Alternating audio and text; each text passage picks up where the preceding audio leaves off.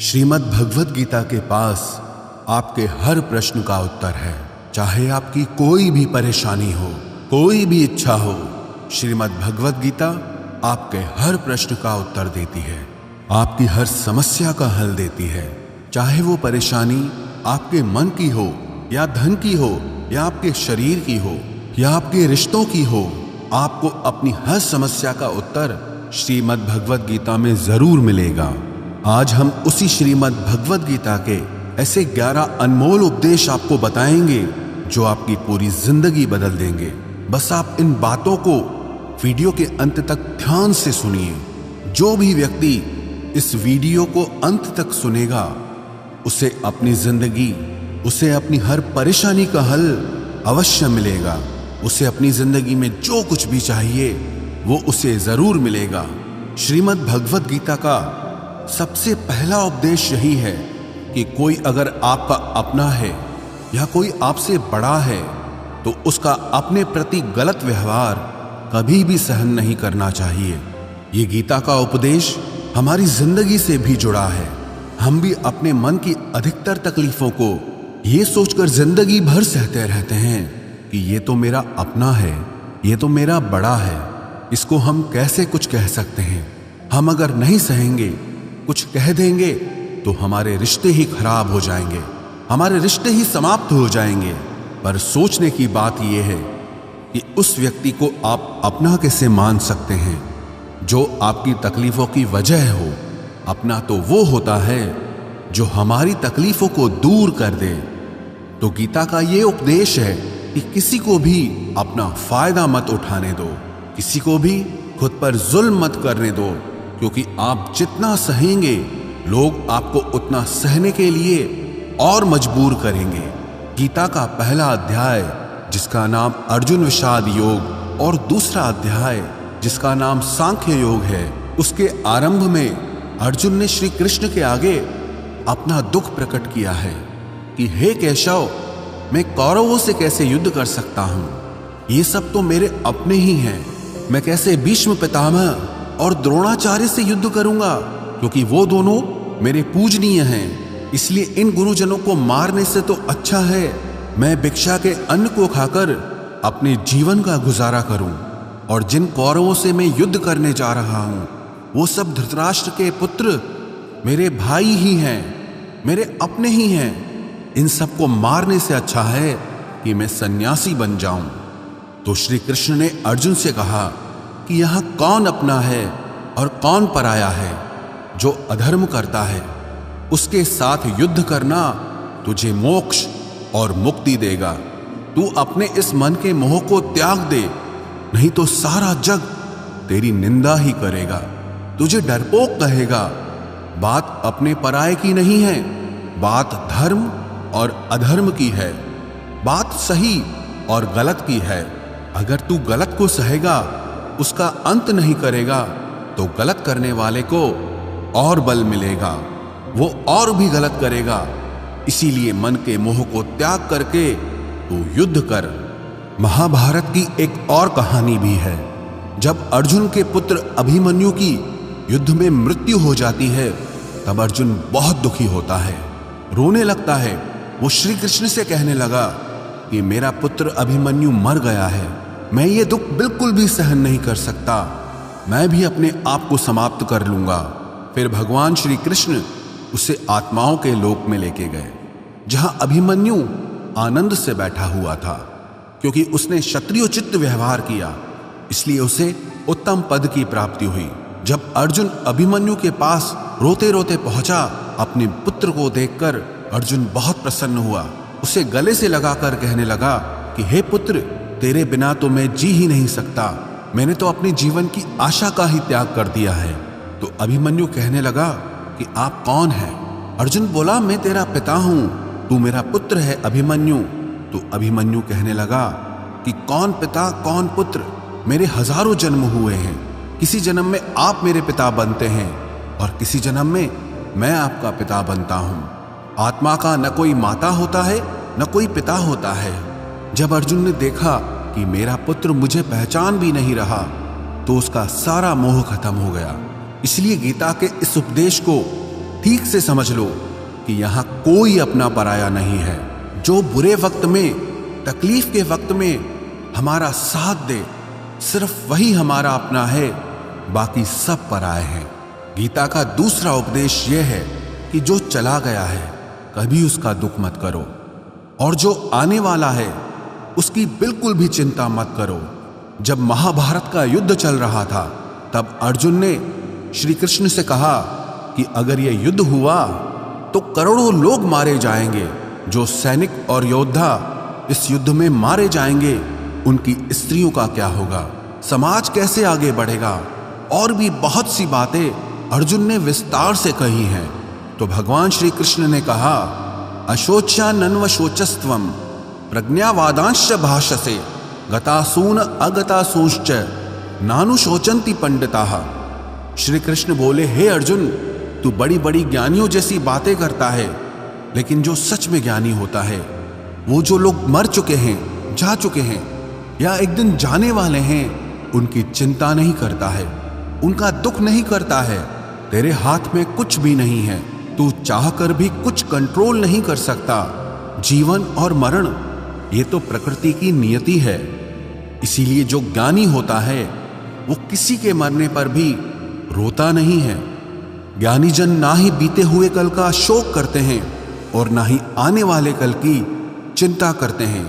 इसीलिए जो होने वाला है वो होकर ही रहता है, और जो नहीं होने वाला है वो कभी नहीं होगा। ऐसा निश्चय जिसको समझ में आ जाता है, जिसकी बुद्धि में आ जाता है, उसे कभी कोई चिंता नहीं सताती, कोई दुख नहीं सताता। हमारे सारे दुखों का कारण ही यही है। या तो हम जो वक्त गुजर चुका है उसे सोच सोचकर परेशान होते रहते हैं, या भविष्य की चिंता कर करके खुद को बीमार कर देते हैं, नष्ट कर देते हैं। गीता का ज्ञान हमें यही सिखाता है कि ना तो हम बीता हुआ कल बदल सकते हैं और ना ही आने वाले कल पर कंट्रोल कर सकते हैं। हमारे हाथ में सिर्फ वर्तमान है, सिर्फ आज का ही पल है। हमारा 98% तनाव और चिंताएं भूतकाल और भविष्यकाल के बारे में सोचते रहने से होता है। हम हमेशा उसी में ही जीते रहते हैं, मगर वर्तमान में कभी नहीं जीते, इस पल को कभी नहीं जीते। जब आप वर्तमान का पूरा आनंद लेना सीख जाओगे, तभी आपकी जिंदगी से तनाव कम होगा, चिंताएं खत्म होगी। वर्तमान में जीना एक बहुत बड़ी उपलब्धि है। हमारे हाथ में भी सिर्फ आज का ही पल है। हमें जो भी करना है आज ही करना है। कभी भी ये सोचकर समय को नष्ट नहीं करना चाहिए कि अभी मेरे पास बहुत समय बचा है। एक गुरुजी ने अपने एक शिष्य को पारस का पत्थर दिया। उनका वो शिष्य बहुत आलसी था, हर काम को कल पे टाल देता था। तो गुरुजी ने उससे कहा कि मैं तुझे ये पारस पत्थर दे रहा हूं। इस पारस पत्थर से जब तू लोहे को स्पर्श कराएगा तो वो लोहा स्वर्ण बन जाएगा, सोना बन जाएगा। और ये पारस पत्थर मैं तुझे 1 महीने के लिए दे रहा हूं। जब 1 महीना समाप्त हो जाएगा तब मैं तुझसे ये पत्थर वापस ले लूंगा। तब तक तू इस पत्थर को अपने पास ही रख। गुरुजी का वो शिष्य बाजार में लोहा खरीदने के लिए गया। जब बाजार में वो लोहा खरीदने पहुंचा तो उसे लोहे का वो रेट बहुत महंगा लगा। उसने कहा थोड़े दिन रुक के ले लूंगा, जब लोहे का रेट कम हो जाएगा। पर उसकी बुद्धि में ये बिल्कुल नहीं आया कि इस लोहे को मैं सोना बनाकर बहुत अधिक धन बना सकता हूं। लेकिन उसके मन की सुस्ती, उसके मन का आलस्य, उसकी वजह से उसने उस काम को कल पे टाल दिया। ऐसे ही करते करते पूरा महीना समाप्त हो गया। फिर गुरुजी उस शिष्य के पास आ पहुंचे कि बताओ तुमने कितना सोना बनाया। शिष्य बोला कि मैंने तो अभी सोना बनाना शुरू भी नहीं किया। तो गुरुजी ने कहा मुझे मेरा वो पारस पत्थर वापस चाहिए। शिष्य बोला कि नहीं, मुझे थोड़ा वक्त दीजिए, मैं थोड़ा सोना बनाना चाहता हूं। गुरुजी ने कहा कि ये पारस पत्थर पूरा 1 महीना तेरे पास था पर तू कुछ नहीं कर पाया, लेकिन अब समय समाप्त हो चुका है। ऐसे ही ये हमारा जीवन है, हमारी जिंदगी है, और ये समय ही पारस पत्थर है। हम समय के एक एक पल से अपने जीवन को सोना बना सकते हैं, लेकिन हमें यह लगता है कि हमारे पास बहुत समय बचा है, एक दिन जिंदगी को जी लेंगे, एक दिन जिंदगी में खुश हो जाएंगे।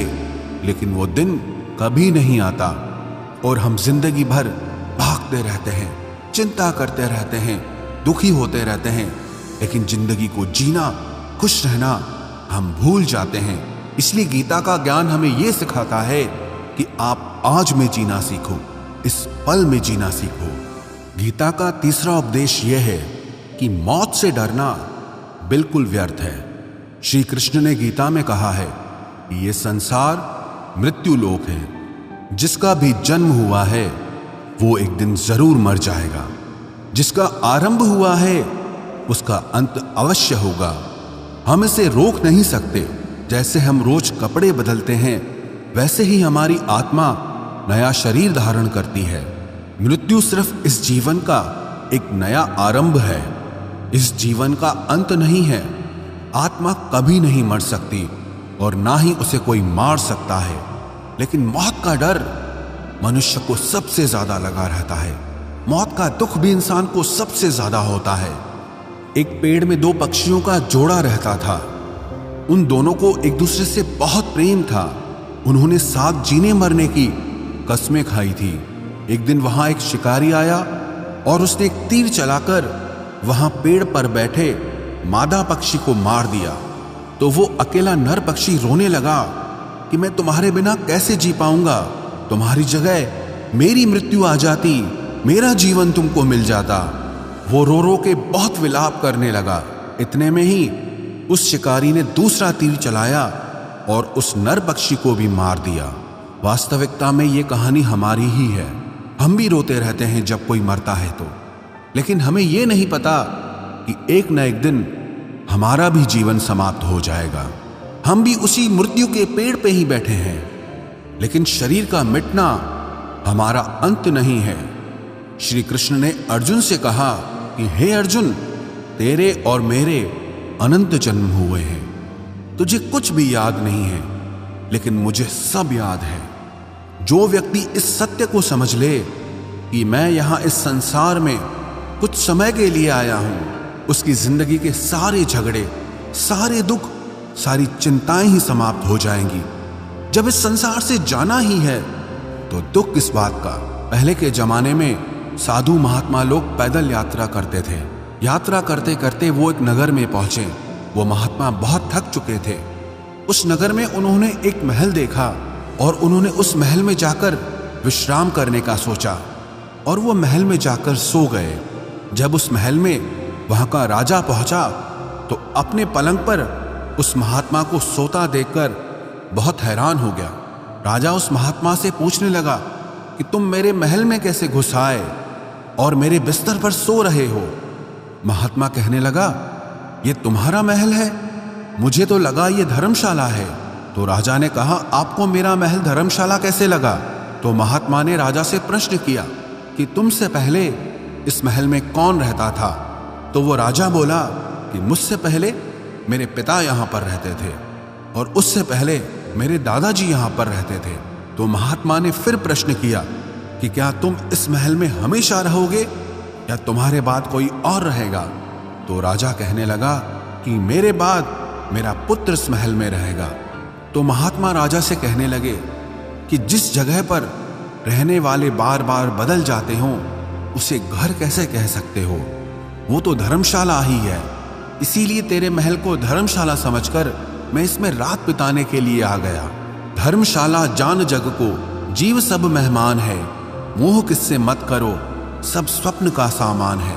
यदि हम भी इस बात को समझ लें कि हम यहाँ कुछ समय के लिए आए हैं, आनंद करने के लिए आए हैं, खुश रहने के लिए आए हैं, तो हमारे सारे दुख ही समाप्त हो जाएं।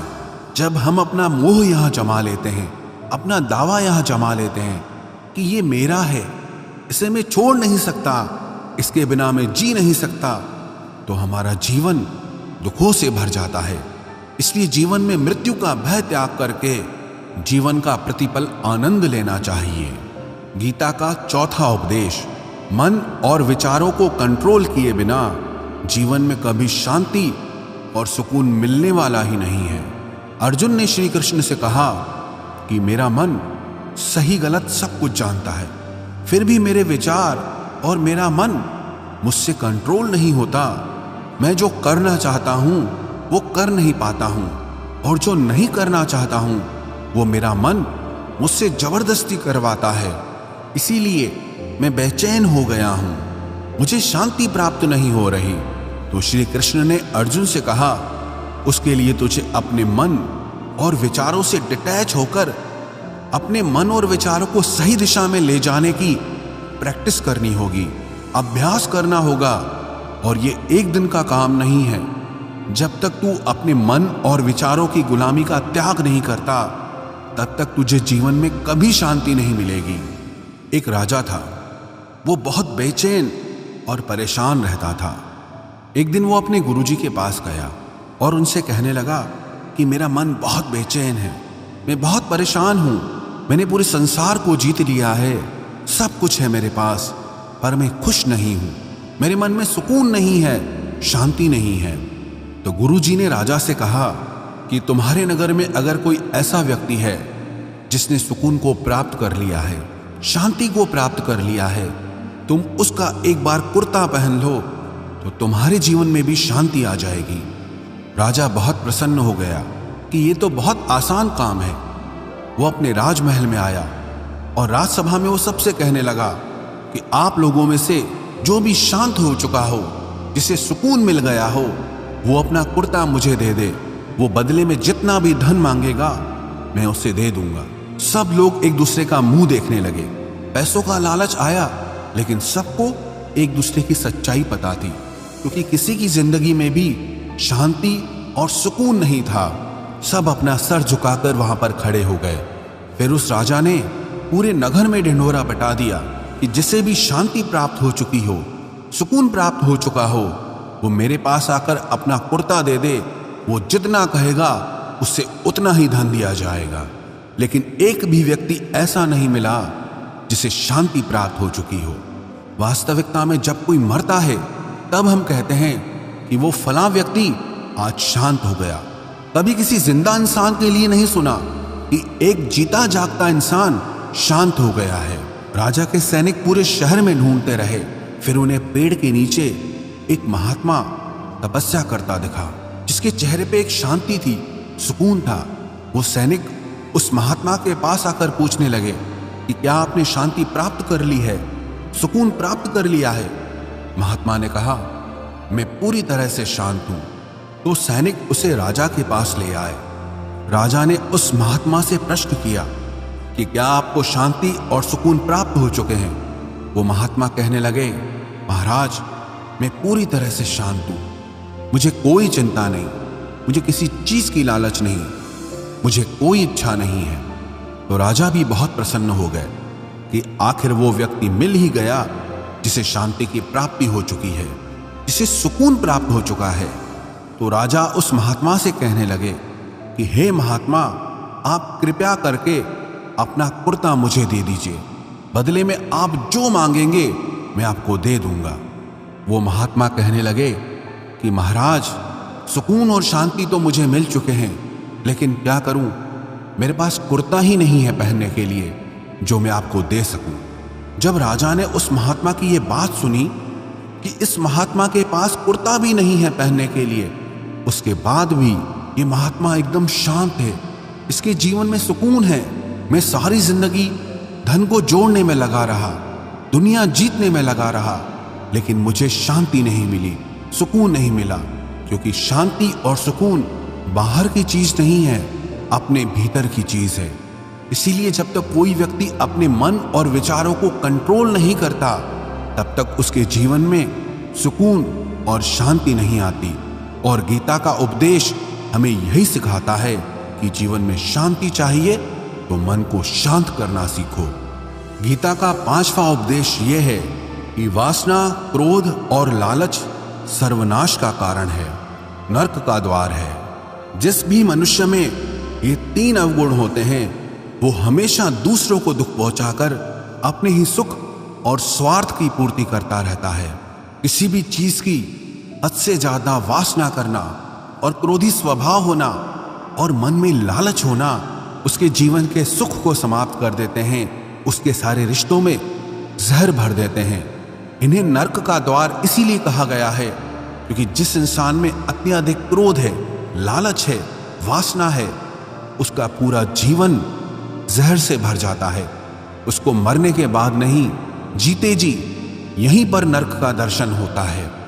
गीता का छठा उपदेश यह है कि सब भगवान एक ही हैं, कोई छोटा बड़ा नहीं है।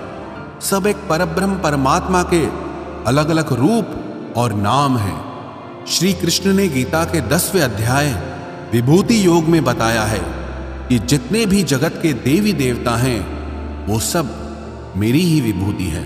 मैं ही शिव हूं, मैं ही इंद्र हूं, मैं ही यक्षराज कुबेर भी हूं, मैं ही अग्निदेव हूं, देवताओं के गुरु बृहस्पति भी मैं हूं, समुद्र भी मैं ही हूं, अक्षरों में ओम भी मैं ही हूं, काल का महाकाल भी मैं ही हूं, सारे जगत का नाश, उत्पत्ति और पालन करने वाला भी मैं ही हूं। श्री कृष्ण ने अर्जुन से कहा कि मेरी विभूतियों का कोई अंत नहीं है, इसलिए सब भगवान, सब नाम, सब देवता मेरे ही रूप हैं। इसीलिए तो किसी भी देव या ईश्वर में कभी भेद बुद्धि मत करना, कभी किसी को छोटा बड़ा मत समझना। और गीता का उपदेश हमें यह सिखाता है कभी भी किसी दूसरे के इष्ट को छोटा नहीं समझना चाहिए या इस बात पर झगड़े फसाद नहीं करने चाहिए कि कौन बड़ा है और कौन छोटा है। गीता का 7वां उपदेश यह है, सुख की इच्छा ही आखिर में हमारे दुखों का कारण बनती है। श्री कृष्ण ने अर्जुन से कहा कि मनुष्य जितना सुखों की लालसा और इच्छा करता है उतना ही उसकी इंद्रियां सुख भोग में आसक्त हो जाती है, उतना ही इंसान का मन संसार के सुख और आकर्षण का गुलाम बन जाता है। और जितना सुख के पीछे भागेगा उतना ही उसे दुख के अनुभव से भी गुजरना पड़ेगा, क्योंकि ये संसार का नियम ही है। जो चीजें शुरू में मन को बहुत आकर्षित करती हैं बाद में बहुत दुख देती हैं, और जो चीजें शुरू में मुश्किल लगती हैं, कठिन लगती हैं, बाद में हमें बहुत काम आती हैं।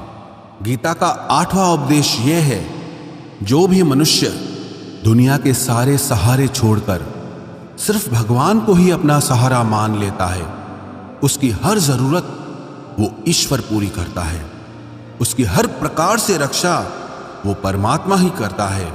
अनन्याश्चिन्तयो माम ये जनाः पर्युपासते तेषां नित्याभियुक्तानां योगक्षेमं वहाम्यहम्। जो भी व्यक्ति मुझे ही अपना सहारा मानता है उसका योगक्षेम मैं वहन करता हूं। योगक्षेमं वहाम्यहम् अर्थात जो चीज नहीं मिली है उसकी प्राप्ति कराना उसका नाम योग है, और जो चीज जीवन में मिली हुई है उसकी रक्षा करना उसका नाम क्षेम है। तो श्री कृष्ण कहते हैं जो मुझ पे डिपेंड हो जाते हैं उनको जो चाहिए वो मैं जरूर देता हूं और उनकी हर प्रकार से मैं रक्षा भी करता हूं। गीता का 9वां उपदेश यह है कि इस संसार में हमारा कुछ भी नहीं है। गीता सार में आपने कई बार सुना होगा कि तुम्हारा क्या गया जो तुम रोते हो, तुम क्या लाए थे जो तुमने खो दिया, तुमने क्या पैदा किया जो नष्ट हो गया, तुमने जो लिया यहीं से लिया, जो कुछ भी दिया यहीं पर दिया। जो आज तुम्हारा है कल किसी और का होगा, क्योंकि परिवर्तन इस संसार का नियम है। कल तक जिसके बिना आप जी नहीं सकते थे आज उनसे कोई रिश्ता ही नहीं है, बातचीत तक नहीं है। कहां गए वो जीवन भर के सारे रिश्ते, वो सारे मित्र जो साथ जीने मरने की बातें करते थे, आज पता भी नहीं कि वो लोग कहां चले गए। ये संसार परिवर्तनशील है, सब लोग यहां बदल जाते हैं, हर रिश्ता बदल जाता है, और तो और ये हमारा शरीर भी हर दिन बदल रहा है। बचपन से जवानी, जवानी से बुढ़ापा, और एक दिन ये शरीर हमारा साथ छोड़ देता है। तो किसके लिए रोना और किसकी चिंता करना। हम सारी जिंदगी चीजों को, रिश्तों को, जिंदगी को बनाने में, सजाने में, संवारने में लगे रहते हैं, लेकिन एक दिन सब कुछ बिखर जाता है। सारी जिंदगी जिस संपत्ति, जिन रिश्तों के लिए हम लड़ते रहते हैं, एक दिन सब कुछ छोड़ करके हमें इस दुनिया से जाना पड़ता है। गीता का 10वां उपदेश हमें यह सिखाता है कि किसी से भी हद से ज्यादा मोह कभी मत करना। श्री कृष्ण ने गीता का पूरा ज्ञान ही अर्जुन के मोह को नष्ट करने के लिए कहा है। ये मोह ही है जो इंसान को सबसे ज्यादा रुलाता है। मोह इतना बलवान है कि शेर जैसे इंसान को भी गीदड़ बना देता है। जो अर्जुन युद्ध में देवताओं से भी जीत गया, पर अपने रिश्तेदारों को युद्ध में देखकर उसका हाथ कांपने लगा। वो बोला, हे केशव, मेरे हाथ में धनुष पकड़ने की ताकत भी नहीं बची है, मेरे हाथ कांप रहे हैं, मैं युद्ध नहीं कर पाऊंगा। ये मोह इतना पेनफुल होता है जिसकी पीड़ा ना सह पाने के कारण कई लोग अपनी जिंदगी खत्म कर देते हैं, आत्महत्या तक कर लेते हैं कि उस व्यक्ति के बिना हम जी नहीं पाएंगे। जीवन में किसी से भी हद से ज्यादा मोह करोगे तो जीवन भर पीड़ा का ही सामना करना पड़ेगा। जो व्यक्ति अपने मोह से बाहर नहीं आता, उसका सब कुछ उससे छिन जाता है, उसकी सारी खुशी खत्म हो जाती है। इसीलिए गीता का ज्ञान बार बार यही सिखाता है कि अपने मन के मोह को त्याग करके आप बलवान बनो, बुद्धिमान बनो, सत्य के दर्शन करो कि वास्तविकता क्या है। क्योंकि हमारा मोह हमें हमेशा झूठ ही दिखाता है, झूठ पे ही विश्वास दिलाता है और दिल में झूठी उम्मीदें जगाता है। और ये ही हमारे दुखों का सबसे बड़ा कारण है। हम ही मोह कर लेते हैं, हम ही लोगों से उम्मीदें लगा बैठते हैं, पर वास्तविकता बिल्कुल अलग होती है। लोग वैसे नहीं होते जैसे हम मान लेते हैं, जैसा हम समझ लेते हैं, क्योंकि मोह के कारण हमें सच्चाई नहीं दिख पाती, लोगों का असली चेहरा नहीं दिख पाता। इसीलिए गीता का उपदेश हमें यह सिखाता है कि जीवन में अगर आनंद और प्रसन्नता से रहना है तो किसी में भी हद से ज्यादा मोह कभी मत करना। गीता का 11वां उपदेश ये है कि इस दुनिया में अगर आए हो तो दुख तो मिलेगा ही मिलेगा। दुख से कभी घबराना मत, दुख से कभी डरना मत। श्री कृष्ण ने गीता में कहा है कि ये संसार दुखालयम अशाश्वतम है, अर्थात ये संसार दुखों का घर है। जैसे औषधालय में औषधि मिलती है, पुस्तकालय में पुस्तकें मिलती है, चिकित्सालय में चिकित्सा होती है, वैसे इस संसार को भी श्री कृष्ण ने एक नाम दिया है, दुखालय, जहां पर दुख मिलता हो। दुख तो यहां हर किसी के जीवन में आता ही है, लेकिन अगर दुख आया है तो सुख भी आएगा। इसीलिए दुख से कभी डरना नहीं चाहिए, क्योंकि ये संसार दुखालय भी है और अशाश्वत भी है। अशाश्वत का मतलब ही यही होता है कि यहाँ परमानेंट कुछ भी नहीं है, यहाँ सब कुछ बदल जाता है। दुख सुख में बदल जाता है और सुख दुख में बदल जाता है। सम्मान अपमान में और अपमान सम्मान में बदल जाता है। खुशी दर्द में और दर्द खुशी में कभी भी बदल जाती है। जीत हार में और हार जीत में यहाँ कभी भी कुछ भी बदल सकता है। कुछ भी परमानेंट नहीं है, ना ही हम परमानेंट हैं, ना ही हमसे जुड़ी कोई चीज यहाँ पर परमानेंट है, क्योंकि ये संसार अशाश्वत है, शाश्वत नहीं है। यहाँ सब कुछ बदलने वाला है, यहाँ कुछ भी परमानेंट नहीं रहेगा। तो आपका दुख भी परमानेंट नहीं रहेगा, इसीलिए दुख से कभी भी डरना नहीं चाहिए। गीता का ये उपदेश हजारों साल पुराना है, लेकिन आज भी नए से नया है। पूरे विश्व में गीता को सबसे ज्यादा पढ़ा गया है और सबसे कम समझा गया है। श्रीमद् भगवद गीता के ये उपदेश अगर कोई व्यक्ति ठीक से समझ ले और उसे अपनी जिंदगी में उतार ले तो ये पक्की बात है, वो अपनी जिंदगी में जो चाहे वो हासिल कर सकता है। अपने जीवन की हर समस्या से वो एक पल में बाहर आ सकता है। श्रीमद् भगवद गीता के इस दिव्य उपदेश को हमें बार बार सुनना चाहिए, हर रोज सुनना चाहिए। जब भी जीवन में कोई चिंता या परेशानी आए तो एक बार इस उपदेश को जरूर सुन लेना और मन में ये विश्वास रखना कि गीता का ये उपदेश आपकी जिंदगी की हर परेशानी में आपको राह अवश्य दिखाएगा।